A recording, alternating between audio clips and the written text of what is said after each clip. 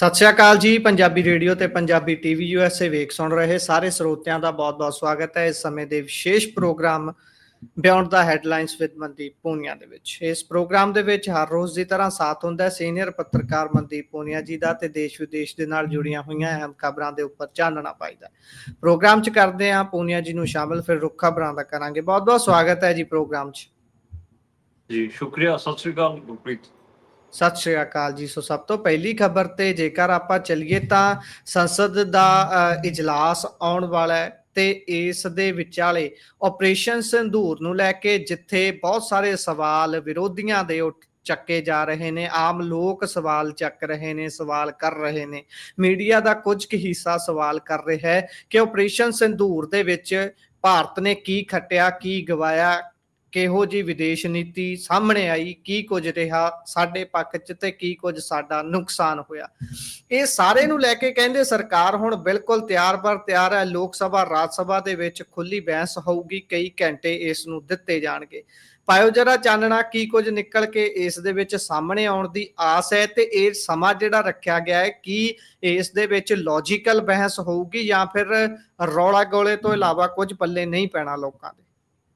ਦੇਖੋ, ਅੱਜ Indian parliament ਦਾ monsoon session ਸ਼ੁਰੂ ਹੋਇਆਗਾ, ਜਿਹਦੇ ਤੇ ਰਾਜ ਸਭਾ ਤੇ ਲੋਕ ਸਭਾ ਦੋਵੇਂ ਹਾਊਸਿਸ ਦੇ ਵਿੱਚ ਅੱਜ ਰੌਲਾ ਪਿਆ।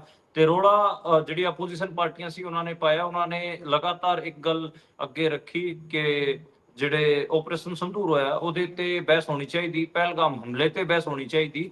ਇਸ ਤੇ 4 ਵਾਰ ਜਿਹੜਾ ਹਾਊਸ ਸੀ ਅੱਜ ਉਹਨੂੰ ਐਡਜਰਨ ਵੀ ਕਰਨਾ ਪਿਆ ਤੇ ਫਾਈਨਲੀ ਸ਼ਾਮ 4 ਵਜੇ ਜਿਹੜਾ ਹਾਊਸ ਕੱਲ ਵਾਸਤੇ ਐਡਜਰਨ ਕਰ ਦਿੱਤਾ ਗਿਆ ਤੇ ਕੱਲ 11 ਵਜੇ ਜਿਹੜੇ ਇੰਡੀਅਨ ਪਾਰਲੀਮੈਂਟਸ ਹੈਗੀਆਂ ਉਹ ਸ਼ੁਰੂ ਹੋਣਗੀਆਂ।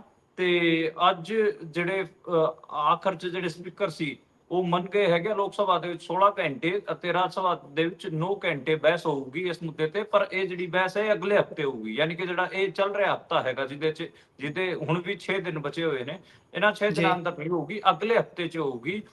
ਜਿਹੜੇ ਆਪੋਜੀਸ਼ਨ ਦੇ ਲੀਡਰ ਹੈਗੇ ਰਾਹੁਲ ਗਾਂਧੀ, ਉਹਨਾਂ ਨੇ ਉਹ ਜਦੋਂ ਇਹ ਫੈਸਲਾ ਆਇਆ ਉਸ ਤੋਂ ਬਾਅਦ ਉਹਨਾਂ ਨੇ ਕਿਹਾ ਕਿ ਇਹ ਜਿਹੜੀ ਬਹਿਸ ਸੀਗੀ ਇਹ ਚਲਦੇ ਸੈਸ਼ਨ 'ਚ ਪਹਿਲੇ ਦਿਨ ਹੋਣੀ ਚਾਹੀਦੀ ਸੀ, ਸਭ ਤੋਂ ਪਹਿਲਾਂ ਹੋਣੀ ਚਾਹੀਦੀ ਸੀ, ਪਰ ਇਹਨੂੰ ਆਖਰ 'ਚ ਠੱਲ ਦਿੱਤਾ ਗਿਆ ਹੈਗਾ। ਇਹ ਆਰੋਪ ਉਹਨਾਂ ਨੇ ਲਾਇਆ। ਬਾਕੀ ਅੱਜ 4 ਗੱਲਾਂ ਮੇਨ ਹੋਈਆਂ ਅੱਜ ਦੇ ਦਿਨ।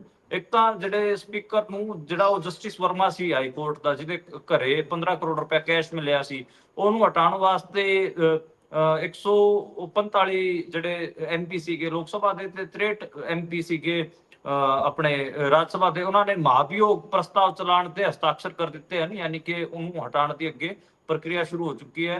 ਬਾਕੀ ਬਿੱਲ ਆਫ ਲੈਂਡਿੰਗ ਬਿੱਲ 2025 ਪਾਸ ਹੋ ਚੁੱਕਿਆ ਗਾ, ਉਹ ਸਮੁੰਦਰੀ ਰਾਹ ਤੋਂ ਭੇਜੇ ਜਾਣ ਵਾਲੇ ਸਮਾਨ ਵਾਸਤੇ ਇੱਕ ਪੱਕੇ ਡਾਕੂਮੈਂਟ ਦੇ ਤੌਰ ਤੇ ਕੰਮ ਕਰੂਗਾ, ਇਹ ਗੱਲ ਕਹੀ ਗਈ ਹੈਗੀ ਆ। ਬਾਕੀ ਇਨਕਮ ਟੈਕਸ ਬਿੱਲ ਤੇ ਕਮੇਟੀ ਨੇ ਸੁਝਾਅ ਦਿੱਤੇ ਹੈਗੇ ਆ। ਅੱਜ ਜਿਹੜੇ ਰਾਜ ਸਭਾ ਦੇ ਵਿੱਚ ਲੀਡਰ ਆਫ ਆਪੋਜੀਸ਼ਨ ਨੇ ਮਲਿਕ ਅਰਜੁਨ ਖੜਗੇ, ਅੱਜ ਉਹਨਾਂ ਦਾ ਜਨਮ ਦਿਨ ਸੀਗਾ ਤੇ ਕਾਂਗਰਸੀਆਂ ਨੇ ਉਹਨਾਂ ਦੇ ਜਨਮ ਦਿਨ ਤੇ ਕੇਕ ਵੀ ਕੱਟਿਆ। ਉਹ ਕਾਂਗਰਸ ਦੇ ਪ੍ਰਧਾਨ ਵੀ ਹਨ। ਤੇ ਇਹ ਜਿਹੜਾ ਮੌਨਸੂਨ ਸੈਸ਼ਨ ਹੈ ਕੁੱਲ 32 ਦਿਨ ਚੱਲੂਗਾ ਤੇ ਇਹਦੇ 'ਚ ਦੱਸਿਆ ਜਾ ਰਿਹਾ ਹੈਗਾ ਕਿ 8 ਨਵੇਂ ਬਿੱਲ ਆਉਣਗੇ ਤੇ 7 ਜਿਹੜੇ ਪੈਂਡਿੰਗ ਬਿੱਲ ਹੈਗੇ ਆ ਉਹਨਾਂ ਨੂੰ ਦੁਬਾਰੇ ਤੋਂ ਪੇਸ਼ ਕੀਤਾ ਜਾਊਗਾ। ਇਹ ਅੱਜ ਦੇ ਮਤਲਬ ਸੈਸ਼ਨ ਬਾਰੇ ਸੀਗਾ ਮੋਟਾ ਮੋਟਾ। ਤੇ ਬਾਕੀ ਜਿਹੜੇ ਆਪਣੇ ਪ੍ਰਧਾਨ ਮੰਤਰੀ ਨਰਿੰਦਰ ਮੋਦੀ ਸੀ, ਉਹਨਾਂ ਨੇ ਜਦੋਂ ਸੈਸ਼ਨ ਸ਼ੁਰੂ ਹੋ ਰਿਹਾ ਗਾ ਉਹ ਤੋਂ ਪਹਿਲਾਂ ਪ੍ਰੈਸ ਨੂੰ ਵੀ ਐਡਰੈਸ ਕੀਤਾ। ਉਹਦੇ 'ਚ ਉਹਨਾਂ ਨੇ ਆਪਰੇਸ਼ਨ ਸਿੰਧੂਰ ਨੂੰ ਕਾਮਯਾਬ ਦੱਸਿਆ ਹੈਗਾ। ਉਹਨਾਂ ਨੇ ਮਤਲਬ ਹੋਰ ਵੀ ਕਈ ਗੱਲਾਂ ਕਹੀਆਂ ਤੇ ਮੀਡੀਆ ਨੂੰ ਉਹਨਾਂ ਮਤਲਬ ਬੇਸਿਕਲੀ ਪਾਰਲੀਮੈਂਟ ਦੇ ਅੰਦਰ ਐਮਪੀਜ਼ ਨੂੰ ਐਡਰੈਸ ਨਹੀਂ ਕੀਤਾ, ਬਾਹਰ ਮੀਡੀਆ ਨੂੰ ਐਡਰੈਸ ਕੀਤਾ। ਇਹ ਥੋੜਾ ਜਿਹਾ ਕਦੇ ਲੋਕ ਇਹ ਸਮਝਣ ਕਿ ਅੱਜ ਪ੍ਰਧਾਨ ਮੰਤਰੀ ਨਰਿੰਦਰ ਮੋਦੀ ਪਾਰਲੀਮੈਂਟ 'ਚ ਬੋਲੇ ਹੁਣ ਨਾ, ਪਾਰਲੀਮੈਂਟ ਦੇ ਬਾਹਰ ਮੀਡੀਆ ਨੂੰ ਬੋਲੇ, ਮੀਡੀਆ ਨਾਲ ਪ੍ਰੈਸ ਕਾਨਫਰੰਸ ਕੀਤੀ, ਅੰਦਰ ਨਹੀਂ ਬੋਲੇ। ਉਹ ਤਾਂ ਆਪੋਜੀਸ਼ਨ ਲੀਡਰਾਂ ਦੀ ਸਪੈਸ਼ਲ ਡਿਮਾਂਡ ਹੈ ਕਿ ਜਦੋਂ ਆਪਰੇਸ਼ਨ ਸਿੰਧੂਰ ਤੇ ਗੱਲਬਾਤ ਹੋਵੇ ਉਦੋਂ ਪ੍ਰਧਾਨ ਮੰਤਰੀ ਪ੍ਰੈਜ਼ੈਂਟ ਰਹਿਣ ਹਾਊਸ ਦੇ ਵਿੱਚ। ਇਹ ਤਾਂ ਉਹਨਾਂ ਦੀ ਸਪੈਸ਼ਲ ਡਿਮਾਂਡ ਹੈ। ਤੇ ਅੱਜ ਉਹਨਾਂ ਨੇ ਮਤਲਬ 5-6 ਗੱਲਾਂ ਮੋਟੀਆਂ ਮੋਟੀਆਂ ਕਹੀਆਂ। ਉਹਦੇ 'ਚ ਇੱਕ ਤਾਂ ਇਹ ਸੀਗਾ ਕਿ ਅਸੀਂ ਜਿਹੜੇ ਆਤੰਕਵਾਦੀ ਠਿਕਾਣੇ ਸੀ ਉਹ ਜ਼ਮੀਨਦੋਜ਼ ਕਰਤੇ, ਆਪਰੇਸ਼ਨ ਸਿੰਧੂਰ ਸਫਲ ਹੋ ਗਿਆ ਜੀ। ਅਸੀਂ ਮੁਲਕ ਤੋਂ ਨਕਸਲਵਾਦ, ਮਾਓਵਾਦ ਇਹ ਸਾਰਾ ਹਟਾ ਦਿੱਤਾ ਹੈਗਾ। ਅਸੀਂ ਇਸ ਤੋਂ ਇਲਾਵਾ ਇਹ ਕਿਹਾ ਕਿ ਅਸੀਂ ਤੀਜੇ ਨੰਬਰ ਦੀ ਜਿਹੜੀ ਇਕੋਨਮੀ ਇੰਡੀਆ ਨੂੰ ਬਣਾ ਦਿੱਤਾ ਗਿਆ ਹੈਗਾ। ਇਹ ਚੀਜ਼ਾਂ ਉਹਨਾਂ ਨੇ ਕਹੀਆਂ ਤੇ ਫਿਰ ਉਹ ਨਿਕਲ ਗਏ ਸੀਗੇ। ਹੁਣ ਤਾਂ ਮਤਲਬ ਉਸ ਦਿਨ ਦਾ ਇੰਤਜ਼ਾਰ ਹੈ ਕਿ ਜਿਸ ਦਿਨ ਆਪਰੇਸ਼ਨ ਸੰਧੂਰ ਅਤੇ ਪਹਿਲਗਾਮ ਤੇ ਬਹਿਸ ਹੋਣੀ ਹੈ ਕਿ ਉਸ ਦਿਨ ਪ੍ਰਧਾਨ ਮੰਤਰੀ ਨਰਿੰਦਰ ਮੋਦੀ ਮੌਜੂਦ ਰਹਿਣਗੇ ਜਾਂ ਨਹੀਂ ਰਹਿਣਗੇ, ਉਹ ਦੇਖਣ ਵਾਲਾ ਹੋਊਗਾ ਜੀ। ਜੀ। ਸੋ ਜੇਕਰ ਆਪਾਂ ਇਸ ਤੋਂ ਅਗਲੀ ਖਬਰ ਤੇ ਚੱਲੀਏ ਤਾਂ 2006 ਦੇ ਵਿੱਚ ਮੁੰਬਈ ਦੇ ਅੰਦਰ ਟ੍ਰੇਨ ਸੀਰੀਅਲ ਬਲਾਸਟ ਹੋਇਆ ਸੀ। ਉਸ ਕੇਸ ਦੇ ਵਿੱਚ 12 ਦੋਸ਼ੀ ਜਿਹੜੇ ਸੀ, 12 ਦੇ 12 ਦੋਸ਼ੀ ਬਰੀ ਹੋ ਗਏ ਨੇ ਜੀ। ਇਹ ਬਰੀ ਹੋਣ ਦਾ ਕਾਰਨ ਕੀ ਹੈ? ਕਿ ਸੱਚਿਓ ਇਹਨਾਂ ਨੇ ਕੋਈ ਜ਼ੁਰਮ ਨਹੀਂ ਕੀਤਾ ਸੀ ਜਾਂ ਫਿਰ ਕੋਈ ਗੱਲ ਹੋਰ ਹੈ? ਦੇਖੋ 11 ਜੁਲਾਈ 2006 ਚ ਮੁੰਬਈ ਦੇ ਵਿੱਚ ਇੱਕ ਜਿਹੜੀ ਲੋਕਲ ਟ੍ਰੇਨ ਸੀਗੀ, ਸਬਰਬਨ ਟ੍ਰੇਨ ਜਿਹਨਾਂ ਨੂੰ ਕਿਹਾ ਜਾਂਦਾ ਸੀ, ਉਹ ਸਿਲਸਿਲੇਵਾਰ 7 ਕੋਚਾਂ ਦੇ ਵਿੱਚ ਧਮਾਕੇ ਹੋਏ ਸੀ। ਉਹਦੇ ਚ 189 ਪੈਸੇਂਜਰਾਂ ਦੀ ਡੈਥ ਹੋਈ ਸੀ ਮੌਕੇ ਤੇ 824 ਘਾਇਲ ਹੋਏ ਸੀ। ਤੇ ਉਹਦੇ ਜੀ ਚ 19 ਸਾਲ ਬਾਅਦ ਫੈਸਲਾ ਆਏਗਾ। ਜਿਹੜੇ ਸਰਕਾਰੀ ਵਕੀਲ ਸੀ ਉਹ ਪ੍ਰੂਵ ਨਹੀਂ ਕਰ ਸਕੇ ਕਿ ਜਿਹੜੇ ਪੁਲਿਸ ਨੇ ਫੜੇ ਹੋਏ ਬੰਦੇ ਸੀ 12 ਜਣੇ ਜਿਹੜੇ ਹਜੇ ਤੱਕ ਜੇਲ੍ਹ 'ਚ ਸੀਗੇ, ਕਿ ਉਹ ਜੀ ਕ੍ਰਾਈਮ ਉਹਨਾਂ ਨੇ ਹੀ ਕਮਿਟ ਕੀਤੇ ਸੀਗੇ। ਇਸ ਹੂੰ ਕਰਕੇ ਕੋਰਟ ਨੇ ਉਹਨਾਂ ਨੂੰ ਬਰੀ ਕਰ ਦਿੱਤਾ ਹੈ। ਕੋਰਟ ਨੇ ਕਿਹਾ ਕਿ ਪੁਲਿਸ ਵੱਲੋਂ ਜਾਂ ਸਰਕਾਰੀ ਵਕੀਲ ਵੱਲੋਂ ਜੋ ਦਲੀਲ ਦਿੱਤੀਆਂ ਗਈਆਂ ਹਨ, ਜੋ ਐਵੀਡੈਂਸ ਪੇਸ਼ ਕੀਤੇ ਗਏ ਹਨ, ਉਹ ਉਹਨੇ ਜੋਗੇ ਨਹੀਂ ਹੈਗੇ ਕਿ ਇਹਨਾਂ ਨੂੰ ਸਜ਼ਾ ਸੁਣਾਈ ਜਾਵੇ। ਇਸ ਤੋਂ ਜੀ ਇਲਾਵਾ ਇਹ ਵੀ ਕੋਰਟ ਨੇ ਵੀ ਟਿੱਪਣੀ ਕੀਤੀ ਕਿ ਏਦਾਂ ਲੱਗਦਾਗਾ ਕਿ ਜਿਹੜੇ ਇਹਨਾਂ ਤੋਂ ਬਿਆਨ ਦਵਾਏ ਗਏ ਹੈਗੇ ਪੁਲਿਸ ਹਿਰਾਸਤ ਦੇ ਵਿੱਚ, ਪੁਲਿਸ ਹਵਾਲਾਤ ਦੇ ਵਿੱਚ, ਉਹ ਜੀ ਦਬਾਅ ਦੇ ਕੇ ਦਵਾਏ ਗਏ ਹੈਗੇ। ਇਸ ਕਿਸਮ ਦੀ ਗੱਲ ਵੀ ਕੋਰਟ ਨੇ ਕਹੀ ਹੈ। ਤੇ ਜਿੰਨੇ ਵੀ ਆਰੋਪੀ ਸੀਗੇ ਉਹਨਾਂ ਨੂੰ ਬਰੀ ਕਰ ਦਿੱਤਾ ਗਿਆ ਹੈਗਾ। ਦੇਖਦੇ ਹਾਂ ਕਿ ਕੀ ਜਿਹੜੀ ਮੁੰਬਈ ਪੁਲਿਸ ਹੈ ਉਹ ਇਸ ਮਾਮਲੇ ਨੂੰ ਸੁਪਰੀਮ ਕੋਰਟ 'ਚ ਚੈਲੰਜ ਕਰਦੀ ਹੈ ਜਾਂ ਨਹੀਂ ਕਰਦੀ ਇਸ ਫੈਸਲੇ ਨੂੰ। ਬਾਕੀ ਇਹਨਾਂ ਚੋਂ ਜਿਹੜੇ 12 ਜਣੇ ਸੀ ਉਹਨਾਂ ਚੋਂ ਇੱਕ ਦੀ ਡੈਥ ਹੋ ਚੁੱਕੀ ਹੈ। ਜਿਹੜਾ ਕਮਾਲ ਅਹਿਮਦ ਅੰਸਾਰੀ ਸੀ, ਉਹ ਸਾਲ 2021 ਚ ਜਦੋਂ ਕੋਵਿਡ ਫੈਲਿਆ ਉਦੋਂ ਮਰ ਗਿਆ ਸੀਗਾ। ਬਾਕੀ ਸਾਰੇ ਜ਼ਿੰਦਾ ਨੇ। ਤੇ ਕਈ ਸਾਰੇ ਤਾਂ ਜਦੋਂ ਫੜੇ ਗਏ ਸੀਗੇ ਉਦੋਂ 17 18 20 ਸਾਲ ਦੇ ਸੀਗੇ। ਅੱਜ ਕੱਲ ਉਹ ਕੋਈ 36 ਸਾਲ ਦਾ ਹੋ ਰੱਖਿਆਗਾ, ਕੋਈ 37 ਦਾ, ਕੋਈ 30 ਦਾ, ਕੋਈ 32 ਦਾ, ਯਾਨੀ ਕਿ ਖਾਸੇ ਯੰਗ ਸੀਗੇ ਜਦੋਂ ਉਹ ਫੜੇ ਗਏ ਸੀਗੇ। ਤੇ ਹੁਣ ਉਹਨਾਂ ਦੀ ਏਜ ਠੀਕ ਠਾਕ ਹੋ ਰੱਖੀ ਹੈ, ਮਤਲਬ ਅੱਜ ਦੇ ਟਾਈਮ ਉਹ ਮਿਡਲ ਏਜ 'ਚ ਹੈਗੇ ਆ। ਦੇਖਦੇ ਹਾਂ ਕਿ ਇਸ ਕੇਸ 'ਚ ਬਣਦਾ ਕੀ ਹੈ। ਪਰ ਸੁਪਰੀਮ ਕੋਰਟ 'ਚ ਦੱਸਿਆ ਜਾ ਰਿਹਾ ਹੈਗਾ ਕਿ ਬੰਬੇ ਹਾਈ ਕੋਰਟ ਦੇ ਫੈਸਲੇ ਨੂੰ ਸੁਪਰੀਮ ਕੋਰਟ 'ਚ ਚੁਣੌਤੀ ਦਿੱਤੀ ਜਾ ਸਕਦੀ ਹੈ। ਜੀ। ਸੋ ਜੇਕਰ ਆਪਾਂ ਇਸ ਤੋਂ ਅਗਲੀ ਖਬਰ ਦਾ ਰੁਖ ਕਰੀਏ ਤਾਂ ਸੁਪਰੀਮ ਕੋਰਟ ਨੇ ਈਡੀ ਨੂੰ ਫਟਕਾਰ ਪਾਈ ਹੈ। ਆਮ ਤੌਰ ਤੇ ਆਪਾਂ ਜਾਣਦੇ ਹਾਂ ਕਿ ਕਿਸ ਤਰੀਕੇ ਦੇ ਨਾਲ ਇਹਨਾਂ ਸਰਕਾਰੀ ਏਜੰਸੀਆਂ ਦੀ ਦੁਰਵਰਤੋਂ ਇਹਨਾਂ ਦਿਨਾਂ ਦੇ ਵਿੱਚ ਸਿਖਰ ਤੇ ਹੈ। ਬੇਸ਼ੱਕ ਉਹ ਈਡੀ ਹੋਵੇ, ਸੀਬੀਆਈ ਹੋਵੇ, ਇਹਨਾਂ ਸਾਰੀਆਂ ਚੀਜ਼ਾਂ ਨੂੰ ਕਿਵੇਂ ਆਪਣੇ ਕਹਿ ਲਈਏ ਵੀ ਹੱਕ ਦੇ ਵਿੱਚ ਭੁਗਤਾਉਣ ਦੇ ਲਈ ਵਰਤ ਲਿਆ ਜਾਂਦਾ ਹੈ ਸੱਤਾਧਾਰੀ ਧਿਰ ਦੇ ਵੱਲੋਂ। ਬਹੁਤ ਸਾਰੇ ਨਮੂਨੇ ਨੇ ਇਸ ਦੇ। ਸੋ ਹੁਣ ਫਟਕਾਰ ਜਿਹੜੀ ਸੁਪਰੀਮ ਕੋਰਟ ਨੇ ਪਾਈ ਹੈ ਉਹ ਕੇਸ ਦੀ ਸੁਣਵਾਈ ਕਰਦਿਆਂ ਪਾਈ ਹੈ, ਇਹ ਜ਼ਰੂਰ ਦੱਸਿਓ। ਤੇ ਕੀ ਕੁਝ ਖਾਸ ਤੌਰ ਤੇ ਈਡੀ ਦੇ ਲਈ ਕਿਹਾ ਹੈ? ਕਿਉਂਕਿ ਆਪਾਂ ਪਿੰਜਰੇ ਦਾ ਤੋਤਾ ਵਾਲੀ ਗੱਲ ਪਹਿਲਾਂ ਸੁਣਦੇ ਆ ਰਹੇ ਹਾਂ, ਹੁਣ ਕੀ ਆਖਿਆ? ਦੇਖੋ ਈਡੀ ਤੇ ਸੁਪਰੀਮ ਕੋਰਟ 'ਚ ਫਟਕਾਰ ਲੱਗੀ ਹੈ ਤੇ ਦੋ ਮਾਮਲਿਆਂ 'ਚ ਲੱਗੀ। ਉਹ ਵੀ ਮੈਂ ਦੋਵੇਂ ਅੱਡ ਅੱਡ ਕਰਕੇ ਦੱਸਾਂਗਾ। ਪਹਿਲਾ ਤਾਂ ਮਾਮਲਾ ਸੀਗਾ ਜਿਹੜੇ ਕਰਨਾਟਕਾ ਦੇ ਮੁੱਖ ਮੰਤਰੀ ਸੀਗੇ ਸਿੱਧਾਰਮਈਆ, ਉਹਨਾਂ ਦੀ ਪਤਨੀ ਨੂੰ ਸੰਮਨ ਭੇਜੇ ਸੀ ਈਡੀ ਵਾਲਿਆਂ ਨੇ। ਉਹਨੂੰ ਲੈ ਕੇ ਫਿਰ ਉਹ ਸੁਪਰੀਮ ਕੋਰਟ ਆਏ ਸੀਗੇ ਤੇ ਸੁਪਰੀਮ ਕੋਰਟ ਨੇ ਸੰਮਨ ਰੱਦ ਕਰ ਦਿੱਤੇ ਹਨ ਤੇ ਉਹਦੇ 'ਚ ਈਡੀ ਦੀ ਅਪੀਲ ਨੂੰ ਖਾਰਜ ਕੀਤਾ ਹੈ। ਤੇ ਜੀ ਕਰਨਾਟਕਾ ਹਾਈ ਕੋਰਟ ਨੇ ਵੀ ਰੱਦ ਕਰ ਦਿੱਤੇ ਸੀਗੇ। ਉਸ ਜੀ ਆਰਡਰ ਨੂੰ ਚੈਲੰਜ ਕੀਤਾ ਸੀ ਈਡੀ ਨੇ ਸੁਪਰੀਮ ਕੋਰਟ 'ਚ। ਸੁਪਰੀਮ ਕੋਰਟ ਨੇ ਫਿਰ ਡਾਂਟ ਲਾਈ ਹੈ ਇਹਨੂੰ, ਈਡੀ ਨੂੰ, ਤੇ ਕਿਹਾਗਾ ਕਿ ਜੀ ਤੁਸੀਂ ਘੱਟੋ ਘੱਟ ਕੀ ਤੁਸੀਂ ਲਾਇਆ ਹੋਇਆ ਹੈ? ਤੁਸੀਂ ਮਤਲਬ ਕੋਈ ਇਲੈਕਸ਼ਨ ਏਜੰਸੀ ਥੋੜੀ ਨਾ ਹੋ ਕੇ ਇਲੈਕਸ਼ਨ, ਹਜੇ ਤਾਂ ਇਲੈਕਸ਼ਨਾਂ ਦੇ ਟਾਈਮ ਪਏ ਹੈ, ਜੀ ਤੁਸੀਂ ਰਾਜਨੀਤਿਕ ਲੜਾਈਆਂ 'ਚ ਕਿਉਂ ਪੈ ਰਹੇ ਹੋ? ਇਹ ਗੱਲ ਈਡੀ ਨੂੰ ਅੱਜ ਕਹੀ ਹੈ, ਯਾਨੀ ਕਿ ਇੱਕ ਗੱਲ ਕਲੀਅਰ ਹੋਈ ਹੈ ਕਿ ਈਡੀ ਰਾਜਨੀਤਿਕ ਲੜਾਈਆਂ 'ਚ ਪੈ ਰਹੀ ਹੈ। ਤੇ ਅੱਜ ਉਹ ਜਿਹੜਾ ਭੁਪੇਸ਼ ਬਘੇਲ ਛੱਤੀਸਗੜ੍ਹ ਦਾ ਸਾਬਕਾ ਸੀਐਮ ਸੀ, ਉਹਦੇ ਮੁੰਡੇ ਚੇਤਨ ਬਘੇਲ ਤੇ ਵੀ ਅੱਜ ਦੁਬਾਰੇ ਉਹਨੂੰ ਰਿਮਾਂਡ ਦੇ ਦਿੱਤਾ ਗਿਆ ਹੈਗਾ ਤੇ ਈਡੀ 'ਚ ਪੇਸ਼ ਹੋਇਆ ਸੀ। ਤੇ ਇਹ ਮਤਲਬ ਸੁਪਰੀਮ ਕੋਰਟ ਨੇ ਇੱਕ ਤੋਂ ਹੋਰ ਚੀਜ਼ਾਂ ਸੀਗੀਆਂ ਜਿਹਦੇ 'ਚ ਇੱਕ ਤਾਂ ਇਹ ਹੋ ਗਿਆ ਕਿ ਜਿਹੜੇ ਵਕੀਲਾਂ ਤੋਂ ਜਿਹੜੇ ਸਲਾਹ ਲੈ ਰਹੇ ਨੇ, ਜੀ ਜਿਹੜੇ ਵੀ ਆਰੋਪੀ ਨੇ, ਉਹਨਾਂ ਨੂੰ ਵੀ ਈਡੀ ਸੰਮਨ ਭੇਜ ਰਹੀ ਹੈ ਕਿ ਤੁਸੀਂ ਆਪਣੇ ਕਲਾਇੰਟਸ ਨੂੰ ਕਿਉਂ ਸਲਾਹ ਦੇ ਰਹੇ ਹੋ ਜਿਹੜੇ ਈਡੀ ਦੇ ਕੇਸਿਸ ਹੈਗੇ। ਸੁਪਰੀਮ ਕੋਰਟ ਨੇ ਕਿਹਾ ਕਿ ਏਜੰਸੀ ਸਾਰੀ ਹੱਦਾਂ ਪਾਰ ਕਰ ਰਹੀ ਹੈ। ਇਹਦੀ ਗਾਈਡਲਾਈਨਸ ਬਣਨੀ ਚਾਹੀਦੀ। ਇਹ ਗਾਈਡਲਾਈਨ ਬਣਾਓ ਇਹਨਾਂ ਦੇ ਵਾਸਤੇ ਕਿ ਕਿਹਨੂੰ ਸੰਮਨ ਦੇਣਗੇ, ਕਿਹਨੂੰ ਨਹੀਂ ਦੇਣਗੇ। ਹੁਣ ਵਕੀਲਾਂ ਨੂੰ ਕਿਉਂ ਤੁਸੀਂ ਸੰਮਨ ਦੇ ਸਕਦੇ ਹੋ? ਕੋਈ ਵੀ ਆਰੋਪੀ ਹੋਊਗਾ, ਕੋਈ ਵੀ ਬੰਦਾ ਹੋਇਆ, ਇੰਡੀਆ ਦਾ ਕੋਰਟ ਤਾਂ, ਇੰਡੀਆ ਦਾ ਜਿਹੜਾ ਕਨਸਟੀਟਿਊਸ਼ਨ ਉਹ ਤਾਂ ਕਹਿੰਦਾ ਕਿ ਸਾਰਿਆਂ ਨੂੰ ਅਦਾਲਤ ਦੇ ਸਾਹਮਣੇ ਆਪਣੇ ਆਪ ਨੂੰ ਪ੍ਰੂਵ ਕਰਨਾ, ਬੇਕਸੂਰ ਪ੍ਰੂਵ ਕਰਨ ਦਾ ਪੂਰਾ ਹੱਕ ਹੈ। ਜਦੋਂ ਤੱਕ ਤੁਸੀਂ ਗਿਲਟੀ ਫਾਊਂਡ ਨਹੀਂ ਹੁੰਦੇ ਉਹ ਤਾਂ ਹੋ ਨਹੀਂ ਰਿਹਾ। ਇਹਦੇ ਉਲਟ ਆਪਾਂ ਦੇਖ ਰਹੇ ਹਾਂ ਕਿ ਲਗਾਤਾਰ ਜਿਹੜੀ ਈਡੀ ਹੈ ਉਹ ਸੰਮਨ ਭੇਜੀ ਜਾ ਰਹੀ ਹੈ, ਤੇ ਵਕੀਲਾਂ ਨੇ ਇਹਦੀ ਸ਼ਿਕਾਇਤ ਸੁਪਰੀਮ ਕੋਰਟ 'ਚ ਕੀਤੀ ਸੀ ਕਿ ਸੁਪਰੀਮ ਕੋਰਟ ਨੇ ਬਹੁਤ ਬੁਰੇ ਤਰੀਕੇ ਨਾਲ ਆਪਾਂ ਕਹੀਏ ਕਿ ਫਟਕਾਰਿਆਗਾ। ਤੇ ਜਿਹੜੇ ਸੀਜੀਆਈ ਸੀਗੇ PR ਗਵਈ, ਉਹਨਾਂ ਨੇ ਕਿਹਾ ਕਿ ਇਹ ਬਹੁਤ ਈਡੀ ਬਹੁਤ ਸਾਰੇ ਮਾਮਲਿਆਂ 'ਚ ਜਿਹੜੇ ਲੋਕਾਂ ਦੇ ਸਪੇਸ ਹੈਗੇ, ਪਬਲਿਕ ਸਪੇਸ ਹੋਣ, ਜਾਂ ਫਿਰ ਆਪਾਂ ਕਹਿ ਲਈਏ ਕਿ ਉਹਨਾਂ ਦੇ ਜਿੱਥੋਂ ਗਾਈਡੈਂਸ ਲੈ ਰਹੇ ਨੇ ਵਕੀਲਾਂ ਤੋਂ, ਉਹ ਸਾਰੇ ਸਪੇਸਿਸ ਨੂੰ ਵੀ ਖਤਮ ਕਰਨਾ ਚਾਹ ਰਹੀ ਹੈ। ਇਹਦਾ ਕੀ ਮਤਲਬ ਹੈ? ਜੀ, ਸੋ ਜੇਕਰ ਆਪਾਂ ਇਸ ਤੋਂ ਅਗਲੀ ਖਬਰ ਤੇ ਚੱਲੀਏ ਤਾਂ ਖਬਰ ਮੌਸਮ ਦੇ ਨਾਲ ਸੰਬੰਧਿਤ ਹੈ। ਹਿਮਾਚਲ ਦੇ ਵਿੱਚ ਲੈਂਡਸਲਾਈਡਿੰਗ ਹੋ ਰਹੀ ਹੈ, ਉੱਥੇ ਮੌਤਾਂ ਹੋਈਆਂ ਨੇ। ਵੈਸ਼ਨੋ ਦੇਵੀ ਦੇ ਪੁਰਾਣੇ ਰੂਟ ਦੇ ਉੱਪਰ ਰਸਾਈ ਹੋਈ ਹੈ, ਭੂਮੀ ਖਨਨ ਕਹਿ ਲਈਏ ਕਿ ਖਿਸਕਣ ਦਾ ਮਾਮਲਾ ਹੈ, ਤੇ ਮੁੰਬਈ ਦੀਆਂ ਸੜਕਾਂ ਵੀ ਪਾਣੀ ਨਾਲ ਭਰੀਆਂ ਨਜ਼ਰ ਆਉਂਦੀਆਂ ਨੇ। ਬਾਕੀ ਜਗ੍ਹਾ ਮੌਸਮ ਕਿਹੋ ਜਿਹਾ ਹੈ? ਪੰਜਾਬ ਦੇ ਵਿੱਚ ਦੱਸ ਦਈਏ 2 ਦਿਨ ਦਾ ਖਾਸਾ ਅਲਰਟ ਦਿੱਤਾ ਹੋਇਆ ਹੈ, ਕਾਫੀ ਜ਼ਿਆਦਾ ਭਾਰੀ ਮੀਂਹ ਪੈਣ ਦੀ ਸੰਭਾਵਨਾ ਹੈ। ਵੈਸੇ ਅੱਜ ਪੂਰੇ ਪੰਜਾਬ ਦੇ ਵੱਖ-ਵੱਖ ਥਾਵੇਂ ਮੀਂਹ ਪੈਂਦਾ ਰਿਹਾ ਹੈ ਜੀ। ਜੀ, ਹਿਮਾਚਲ ਪ੍ਰਦੇਸ਼ ਦੇ ਵਿੱਚ ਕਈ ਥਾਵਾਂ ਤੇ ਲੈਂਡਸਲਾਈਡਿੰਗ ਹੋਈ ਹੈ। ਸੋਲਨ, ਚੰਬਾ, ਇਹ 2 ਮੁੱਖ ਇਲਾਕੇ ਨੇ ਜਿੱਥੇ ਲੈਂਡਸਲਾਈਡਿੰਗ ਹੋਈ ਹੈ। 2 ਜੋੜਿਆਂ ਦੀ ਵੀ ਡੈਥ ਹੋਈ ਹੈ ਇਹਦੇ 'ਚ। ਤੇ ਜਿਹੜਾ ਵੈਸ਼ਨੋ ਦੇਵੀ ਦਾ ਪੁਰਾਣਾ ਰੂਟ ਸੀਗਾ ਉਸ 'ਚ ਵੀ ਲੈਂਡਸਲਾਈਡ ਹੋਈ ਹੈ, 1 ਜਾਣੇ ਦੀ ਮੌਤ ਹੋ ਗਈ, 9 ਜਣੇ ਘਾਇਲ ਹੈਗੇ ਆ। ਬੰਬੇ ਦੇ ਵਿੱਚ ਪਾਣੀ ਭਰਿਆ ਹੋਇਆਗਾ। ਤੇ ਜੇ ਆਪਾਂ ਗੱਲ ਕਰ ਲਈਏ ਰਾਜਸਥਾਨ ਦੇ ਨਗੌਰ 'ਚ ਸੜਕਾਂ ਤੇ ਮਛਲੀਆਂ ਤੈਰ ਰਹੀਆਂ ਨੇ। ਕਾਸ਼ੀ ਦੀ ਜਿਹੜੀ ਕਲੋਨੀ ਹੈ, ਬਨਾਰਸ ਹੈ, ਉੱਥੇ ਬਾੜ ਆਈ, ਉੱਥੇ ਹੜ੍ਹ ਆਇਆ ਹੋਇਆਗਾ। ਪਟਨਾ 'ਚ ਵੀ ਗੰਗਾ ਦਾ ਜਿਹੜਾ ਲੈਵਲ ਹੈ ਉਹ ਵਧਿਆ ਹੋਇਆਗਾ। श्रीनगर ਦਾ ਜਿਹੜਾ NH ਦੇਬਲ ਬਰੀਜ ਹੈ, ਉੱਥੇ ਵੀ ਲੈਂਡਸਲਾਈਡ ਹੋਈ ਹੈ। ਯਾਨੀ ਕਿ ਹਰ ਸੂਬੇ ਤੋਂ ਇਸ ਕਿਸਮ ਦੀਆਂ ਖਬਰਾਂ ਨੇ, ਕਿਉਂਕਿ ਜੀ ਮੌਨਸੂਨ 'ਚ ਇਸ ਵਾਰ ਮੀਂਹ ਜ਼ਿਆਦਾ ਪੈ ਰਿਹਾਗਾ। ਮੈਂ ਤਾਂ ਨਗੌਰ ਵਾਲੀ ਜਿਹੜੀ ਵੀਡੀਓ ਦੇਖ ਰਿਹਾ ਸੀਗਾ, ਰਾਜਸਥਾਨ ਵਾਲੀ, ਜਿਹੜੀਆਂ ਜੀ ਉਹ ਲੇਕ ਦੀਆਂ ਮੱਛੀਆਂ ਸੀਗੀਆਂ, ਉਹ ਸੜਕਾਂ ਤੇ ਤੈਰ ਰਹੀਆਂ ਸੀ। ਇੰਨਾ ਉੱਥੇ ਹੂੰ ਬੁਰਾ ਹਾਲ ਹੈ। ਜੀ ਤੇ ਪੰਜਾਬ 'ਚ ਵੀ ਜਿਵੇਂ ਤੁਸੀਂ ਦੱਸੀ ਦਿੱਤਾ ਹੈ। ਹਾਲਾਂਕਿ ਮੈਨੂੰ ਇਹ ਸਾਰੇ ਮਾਮਲੇ 'ਚ ਜਿਹੜਾ ਕੰਗਣਾ ਰਣੌਤ ਹੈ, ਉਹ ਤੇ ਜੀ ਬਹੁਤ ਹਾਸਾ ਨਿਕਲ ਰਿਹਾ ਮੇਰਾ, ਕਿਉਂਕਿ ਜੀ ਉਹ ਉੱਤੇ ਗੁੱਸਾ ਵੀ ਆ ਰਿਹਾ ਹੈਗਾ। ਗੁੱਸਾ ਇਸ ਕਰਕੇ ਕਿਉਂਕਿ ਲੋਕ ਇੰਨੇ ਤਬਾਹੀ 'ਚ ਹੈਗੇ ਆ, ਤੇ ਉਹ ਮਤਲਬ ਕਿਸੇ ਚੀਜ਼ ਨੂੰ ਕੁਝ ਵੀ ਕਹਿ ਦਿੰਦੀ ਹੈ। ਹੁਣ ਜੀ ਜੀ ਆਪਾਂ ਨੂੰ ਪਤਾ ਹੈ ਕਿ ਬਾਦਲ ਫਟਿਆ ਸੀ ਮੰਡੀ 'ਚ, ਜੀ ਤੇ ਹੜ੍ਹ ਆਇਆ ਸੀਗਾ। ਉਹ ਜੀ ਜੀ ਕੰਗਨਾ ਰਣੌਤ ਮੀਡੀਆ ਨਾਲ ਗੱਲ ਕਰਦੀ ਕਰਦੀ ਕਹਿੰਦੀ ਹੈ ਕਿ ਹਾਂ ਮੇਰੇ को पता है भूकंप आया था, भूकंप मतलब ਜੀ ਭੂਚਾਲ ਆਇਆ ਸੀ। ਲੋਕ ਉਹਨੂੰ ਕਹਿ ਰਹੇ ਕਿ ਇੱਥੇ ਬਾਦਲ ਫਟਿਆ ਗਾ, ਇੱਥੇ ਹੜ੍ਹ ਆਇਆਗਾ, ਹੂੰ ਇੱਥੇ ਭੂਚਾਲ ਨਹੀਂ ਆਇਆ।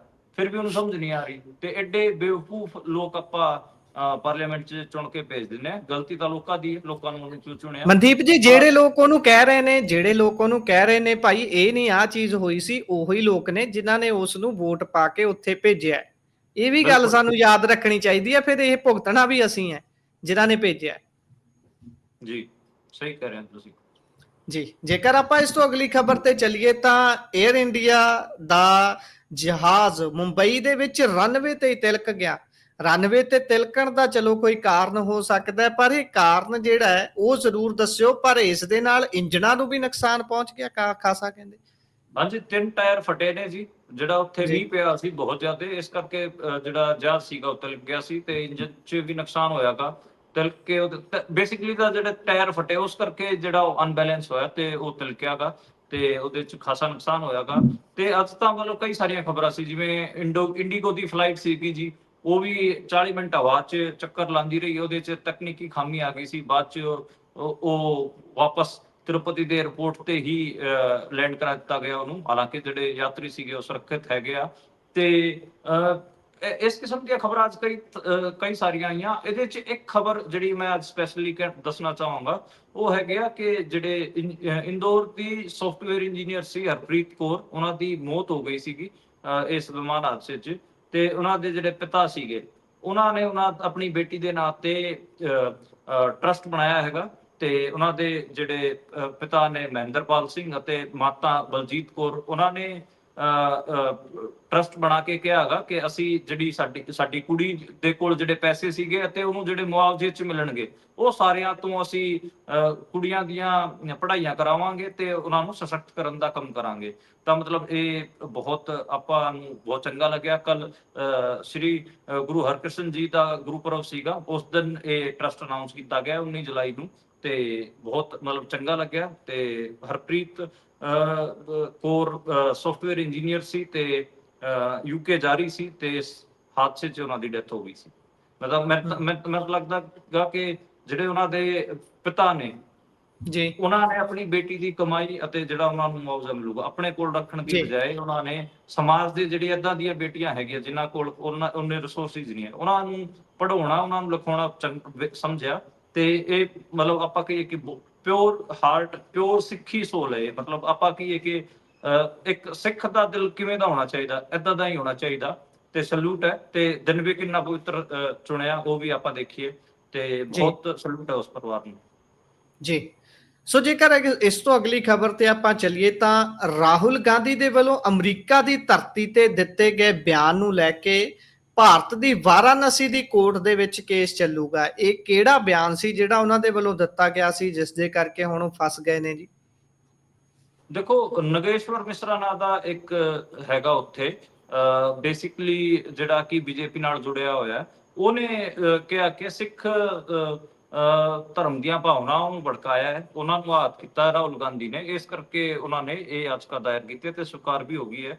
ਤੇ ਦੇਖੋ, 10 ਸਤੰਬਰ 2024 ਨੂੰ ਅਮਰੀਕਾ 'ਚ ਸੀਗੇ ਰਾਹੁਲ ਗਾਂਧੀ। ਹਾਲਾਂਕਿ ਉਹਨਾਂ ਨੇ ਕੋਈ ਗਲਤ ਸਟੇਟਮੈਂਟ ਤਾਂ ਦਿੱਤੀ ਨਹੀਂ ਸੀ, ਆਪਾਂ ਨੂੰ ਸਾਰਿਆਂ ਨੂੰ ਪਤਾ ਕਿ ਉਹਨਾਂ ਨੇ ਕੀ ਕਿਹਾ ਸੀ। ਉਹਨਾਂ ਨੇ ਕਿਹਾ ਸੀਗਾ ਕਿ ਇੰਡੀਆ 'ਚ ਜਿਹੜੀ ਸਿੱਖ ਕਮਿਊਨਿਟੀ ਹੈ ਉਹ ਉਹ ਚਿੰਤਿਤ ਹੈ ਕਿ ਉਹਨਾਂ ਨੂੰ ਦਸਤਾਰ ਤੇ ਕੜਾ ਪਾਉਣ ਦੀ ਇਜਾਜ਼ਤ ਦਿੱਤੀ ਜਾਊਗੀ ਜਾਂ ਨਹੀਂ, ਉਹਨਾਂ ਨੂੰ ਕੀ ਉਹ ਗੁਰਦੁਆਰਿਆਂ 'ਚ ਜਾ ਸਕਣਗੇ ਜਾਂ ਨਹੀਂ।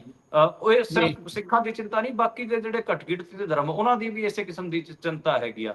ਇਹ ਗੱਲ ਉਹਨਾਂ ਨੇ ਕਹੀ ਸੀਗੀ। ਤੇ ਉਹ ਤਾਂ ਆਪਾਂ ਦੇਖਦੇ ਹੀ ਆਰਐਸਐਸ ਲਗਾਤਾਰ ਜਿਸ ਹਿਸਾਬ ਨਾਲ ਸਿੱਖ ਧਰਮ ਤੇ ਹੀ ਹਮਲਾ ਕਰਦੀ ਹੈ, ਸਿੱਖ ਧਰਮ ਨੂੰ ਹੀ ਕਹਿੰਦੀ ਹੈ ਕਿ ਇਹ ਤਾਂ ਹਿੰਦੂਆਂ ਦਾ ਹੀ ਇੱਕ ਪੰਥ ਹੈ, ਇਸ ਕਿਸਮ ਦੀ ਗੱਲ ਕਹਿ ਜਾਂਦੀ ਹੈ। ਮਤਲਬ ਸਿੱਖਾਂ ਦੀ ਆਈਡੈਂਟੀਟੀ ਤੋਂ ਹੀ ਇੰਨਾ ਉਹ ਕਰਦੀ ਹੈ। ਐਸਜੀਪੀਸੀ ਨੂੰ ਤੋੜਨ ਦੀ ਕਹਿ ਲੋ, ਜਾਂ ਫਿਰ ਸਿੱਖ ਜਿਹੜੇ ਆਪਾਂ ਨੂੰ ਪਤਾ ਹੈ ਕਿ ਰਿਲੀਜੀਅਸ ਇੰਸਟੀਚਿਊਟਸ ਹੈਗੇ, ਉਹਨਾਂ ਨੂੰ, ਸਿੱਖ ਸੰਸਥਾਵਾਂ ਨੂੰ ਖਤਮ ਕਰਨ ਦੀ ਜਿਹੜੀ ਕੋਸ਼ਿਸ਼ ਆਰਐਸਐਸ ਦੀ, ਉਹ ਵੀ ਆਪਾਂ ਨੂੰ ਪਤਾ ਹੈ। ਤੇ ਇਸ ਸਟੇਟਮੈਂਟ 'ਚ ਗਲਤ ਕੀ ਸੀਗਾ? ਇਹਦਾ ਇਸ ਸਟੇਟਮੈਂਟ ਦਾ ਸਮਰਥਨ ਤਾਂ ਬਾਕੀ ਜਿਹੜੇ ਅਮਰੀਕਾ ਦੇ ਸਿੱਖ ਸੀਗੇ ਉਹਨਾਂ ਨੇ ਕੀਤਾ ਸੀਗਾ। ਤੇ ਦੇਖੋ, ਇਸ ਤੇ ਅਪੀਲ ਕੌਣ ਲਾ ਰਿਹਾ ਹੈ, ਯਾਚਕਾ ਕੌਣ ਲਾ ਰਿਹਾ ਹੈਗਾ?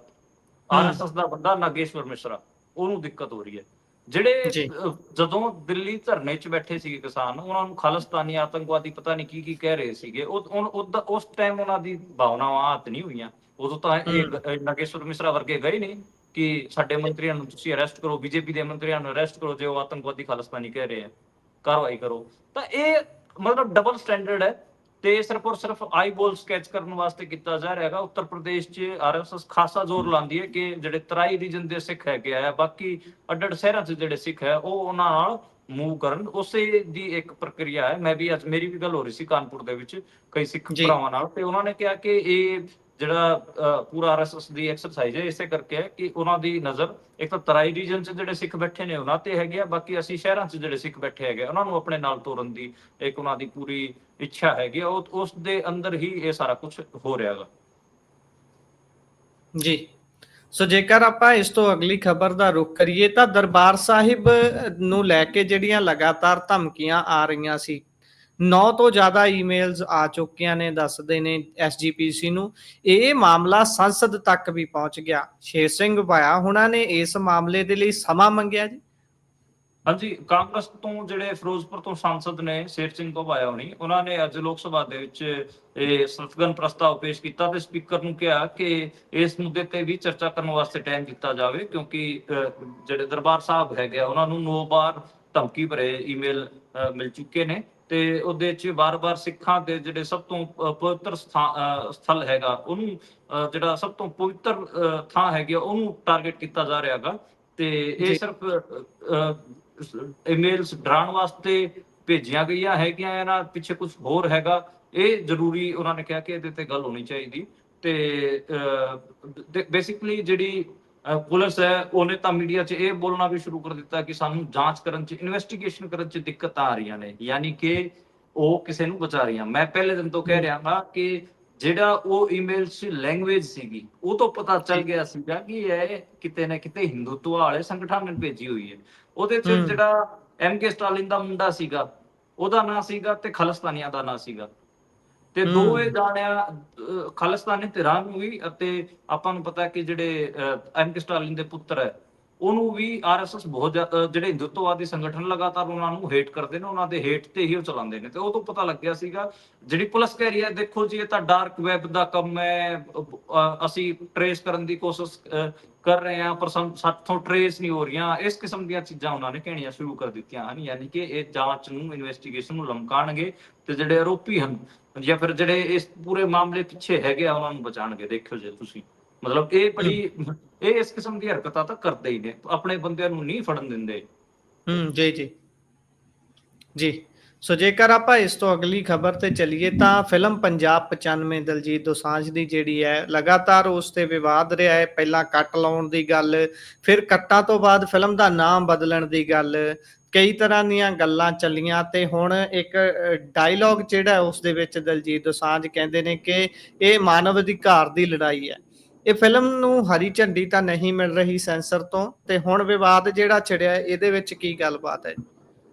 ਦੇਖੋ ਬਿਲਕੁਲ ਸਹੀ ਕਹਿ ਰਹੇ ਹੋ ਕਿ ਜਿਹੜੇ ਇਹ ਫਿਲਮ ਹੈ ਦਲਜੀਤ ਸਿੰਘ ਦੋਸਾਂਝ ਉਹਨਾਂ ਨੇ ਇਹਦੇ ਚ ਐਕਟਿੰਗ ਕੀਤੀ ਹੈ ਤੇ ਹਨੀ ਤ੍ਰਿਆ ਨੇ ਤੇ ਡਾਇਰੈਕਟਰ ਨੇ, ਤੇ ਇਹਨੂੰ ਹਰੀ ਝੰਡੀ ਨਹੀਂ ਮਿਲ ਰਹੀ ਹੈ। ਉਦਾਂ ਫਿਲਮ ਮੈਂ ਦੇਖੀ ਹੋਈ ਹੈ, ਜਿਹੜੇ ਫਿਲਮ ਦੇ ਡਾਇਰੈਕਟਰ ਸੀਗੇ ਉਹਨਾਂ ਨੇ ਸਪੈਸ਼ਲੀ ਸਾਨੂੰ ਸੱਦਿਆ ਸੀ, ਕਈ ਸਾਰੇ ਪੱਤਰਕਾਰ ਗਏ ਸੀਗੇ ਫਿਲਮ ਦੇਖਣ, ਤੇ ਸਾਨੂੰ ਫਿਲਮ ਠੀਕ ਲੱਗੀ। ਉਹਦੇ ਮੈਂ ਤਾਂ ਮਤਲਬ ਉੱਥੇ ਵੀ ਜਿਹੜੇ ਡਾਇਰੈਕਟਰ ਸਾਹਿਬ ਸੀ ਉਹਨਾਂ ਨੇ ਮੇਰੇ ਤੋਂ ਪੁੱਛਿਆ ਕਿ ਕਿਵੇਂ ਲੱਗੀ, ਮੈਨੂੰ ਤਾਂ ਲੱਗਿਆ ਕਿ ਇਹਦੇ ਚ ਸੈਂਸਰ ਬੋਰਡ ਨੂੰ ਤਾਂ ਕੋਈ ਦਿੱਕਤ ਨਹੀਂ ਹੋਣੀ ਚਾਹੀਦੀ, ਇਹ ਫਿਲਮ ਤਾਂ ਤੁਸੀਂ ਜਿਵੇਂ ਮੇਨ ਸਟ੍ਰੀਮ ਮੂਵੀ ਬਣਦੀ ਹੈ ਉਸ ਕਿਸਮ ਨਾਲ ਬਣਾ ਰੱਖੀ। ਇਹਦੇ ਨਾਲ ਤਾਂ ਇਹਦੇ ਚ ਦਿੱਲੀ ਦਾ ਸੇਵੀਅਰ ਕੰਪਲੈਕਸ ਵੀ ਦਿਖਾ ਰੱਖਿਆ ਹੈਗਾ। ਉਹਦੇ ਚ ਜਿਹੜਾ ਅਰਜੁਨ ਰਾਮਪਾਲ ਹੈ ਉਹ ਬੇਸਿਕਲੀ ਇੱਕ ਸੀਬੀਆਈ ਅਫਸਰ ਦੀ ਭੂਮਿਕਾ ਚ ਹੈ, ਜਿਹੜਾ ਕਿ ਜਸਵੰਤ ਸਿੰਘ ਖਾਲੜਾ ਦੀ ਮੌਤ ਤੋਂ ਬਾਅਦ ਪੰਜਾਬ ਚ ਆਇਆ ਹੋਇਆਗਾ ਤੇ ਜਸਵੰਤ ਸਿੰਘ ਖਾਲੜਾ ਨੂੰ ਇਨਸਾਫ ਦਿਵਾਉਣ ਦੀ ਕੋਸ਼ਿਸ਼ ਕਰ ਰਿਹਾ, ਤੇ ਇੱਥੇ ਜਿਹੜੇ ਪੰਜਾਬ ਪੁਲਿਸ ਹੈਗੀ ਆ ਉਹਨੂੰ ਇਨਸਾਫ ਨਹੀਂ ਲੈਣ ਦੇ ਰਹੀ। ਇਸ ਕਿਸਮ ਦੀ ਕਹਾਣੀ ਬਣਾ ਰੱਖੀ ਹੈ।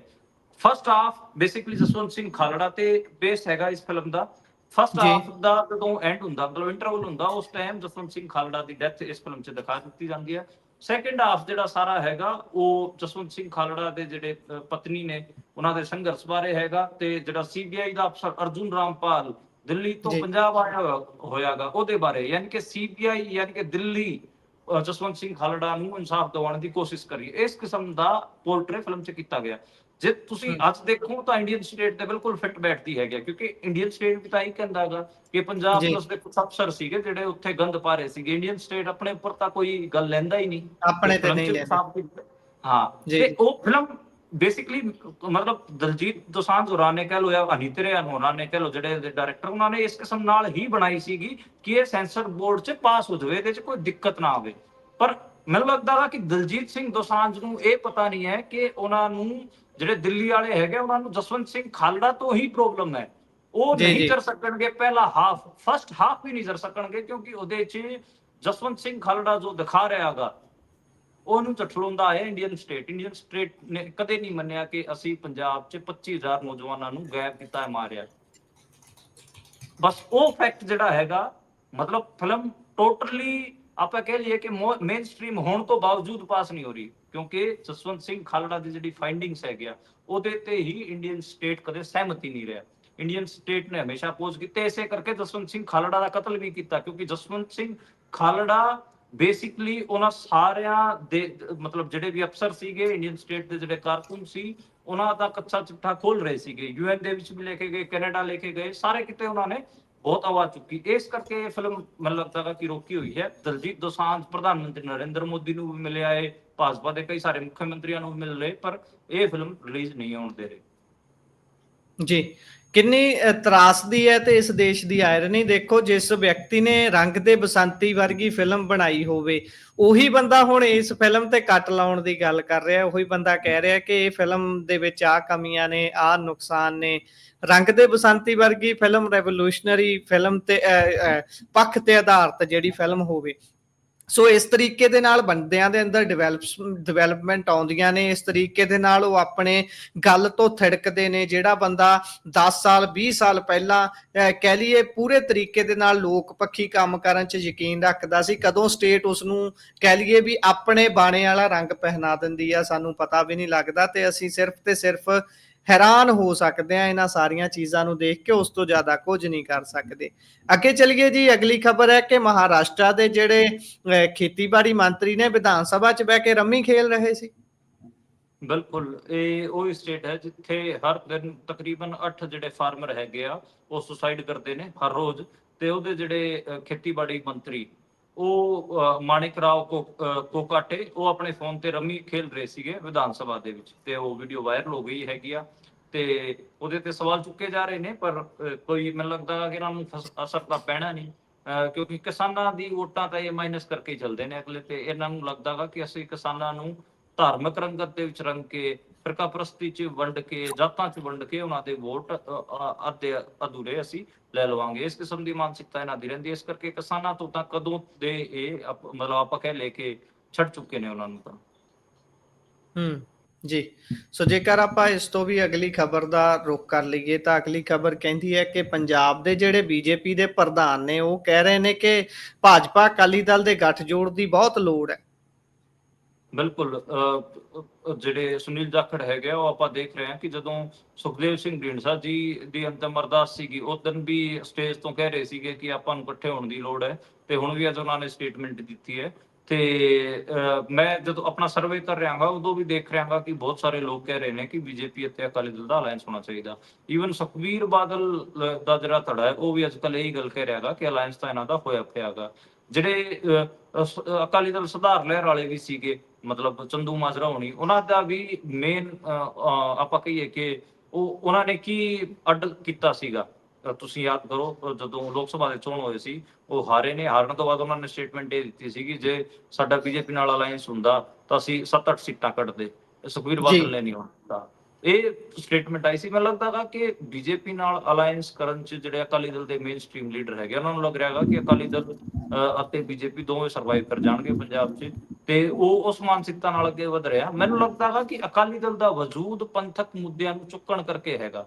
ਜੇ ਉਹ ਪੰਥਕ ਇਸ਼ੂਜ਼ ਦੀ ਲੜਾਈ ਨਹੀਂ ਲੜਨਗੇ, ਪੰਜਾਬ ਦੀ ਲੜਾਈ ਨਹੀਂ ਲੜਨਗੇ, ਪੰਜਾਬ ਦੇ ਫੈਡਰਲ ਹੱਕਾਂ ਦੀ ਲੜਾਈ ਨਹੀਂ ਲੜਨਗੇ, ਪੰਜਾਬੀ ਬੋਲੀ ਦੀ ਲੜਾਈ ਨਹੀਂ ਲੜਨਗੇ, ਤੇ ਸਿੱਖਾਂ ਉੱਤੇ ਹੋ ਰਹੇ ਹਮਲੇ ਦੇ ਖਿਲਾਫ ਨਹੀਂ ਲੜਨਗੇ, ਕਿਸਾਨੀ ਉੱਤੇ ਹੋ ਰਹੇ ਹਮਲੇ ਖਿਲਾਫ ਨਹੀਂ ਲੜਨਗੇ, ਤਾਂ ਫਿਰ ਤੁਸੀਂ ਇਹ ਗਿਣਤੀਆਂ ਮਿਣਤੀਆਂ ਕਰੇ ਜਾਓ, ਇਹਦੇ ਨਾਲ ਅਲਾਇੰਸ ਕਰ ਲਓ ਜੀ, ਉਹਦੇ ਨਾਲ ਅਲਾਇੰਸ ਹੋ ਜਾਵੇ, ਇਹਦੇ ਨਾਲ ਬਣਨਾ ਕੁਛ ਨਹੀਂ। ਅਕਾਲੀ ਦਲ ਨੂੰ ਗਰਾਊਂਡ ਤੇ ਉਤਰਨਾ ਪਊਗਾ ਤੇ ਸਿੱਖਾਂ ਦੇ ਪੰਥਕ ਇਸ਼ੂਜ਼ ਹੈਗੇ ਆ, ਪੰਜਾਬ ਦੀਆਂ ਜਿਹੜੀ ਲੜਾਈਆਂ ਹੈਗੀਆਂ, ਉਹਨਾਂ ਪੰਜਾਬ ਦੇ ਬਣਦੇ ਜਿਹੜੇ ਅਧਿਕਾਰਾਂ ਦੀ ਲੜਾਈ ਹੈ ਉਹਨੂੰ ਲੜਨਾ ਪਊਗਾ। ਇਹ ਤਾਂ ਦੇਖੋ ਜਿਹੜੀ ਇਸ ਕਿਸਮ ਦੀ ਪੋਲਿਟਿਕਸ ਹੁੰਦੀ ਹੈ, ਮੈਂ ਤਾਂ ਇਹਦੇ ਨਾਲ ਸਹਿਮਤ ਨਹੀਂ ਹੁੰਦਾ ਕਿ ਸਿਆਸੀ ਸਮੀਕਰਨ ਬਣਾ ਲਓ ਜੀ, ਉੱਥੇ ਹਿੰਦੂਆਂ ਦੀ ਇੰਨੀਆਂ ਵੋਟਾਂ ਨੇ, ਉੱਥੇ ਸਿੱਖਾਂ ਦੀਆਂ ਇੰਨੀਆਂ ਵੋਟਾਂ ਨੇ, ਉਹ ਇਕੱਠੀ ਹੋ ਜਾਣਗੀਆਂ ਜੀ, ਅਸੀਂ ਜਿੱਤ ਜਾਵਾਂਗੇ ਜੀ। ਇਹ ਜੋੜ ਤੋੜ ਵਾਲੀ ਰਾਜਨੀਤੀ ਦਾ ਕੋਈ ਚੱਕਰ ਉਹ ਨਹੀਂ ਹੈ। ਪੰਜਾਬ ਅੱਜ ਦੇ ਟਾਈਮ ਇੱਕ ਅੱਡ ਕਿਸਮ ਦੇ ਕ੍ਰਾਈਸਿਸ 'ਚ ਫਿਰ ਰਿਹਾ ਹੈਗਾ, ਉਹਨੂੰ ਇੱਕ ਸੀਰੀਅਸ ਪੋਲਿਟਿਕਸ ਦੀ ਲੋੜ ਹੈ। ਅਕਾਲੀ ਦਲ ਨੂੰ ਸੋਚਣਾ ਚਾਹੀਦਾ ਕਿ ਜਿਹੜੀ ਅਕਾਲੀ ਦਲ ਦੀ ਹੋਂਦ ਹੈ ਉਹ ਕਿਉਂ ਹੋਈ ਹੈ, ਕਿਉਂ ਹੋਂਦ 'ਚ ਆਇਆ ਸੀਗਾ ਅਕਾਲੀ ਦਲ,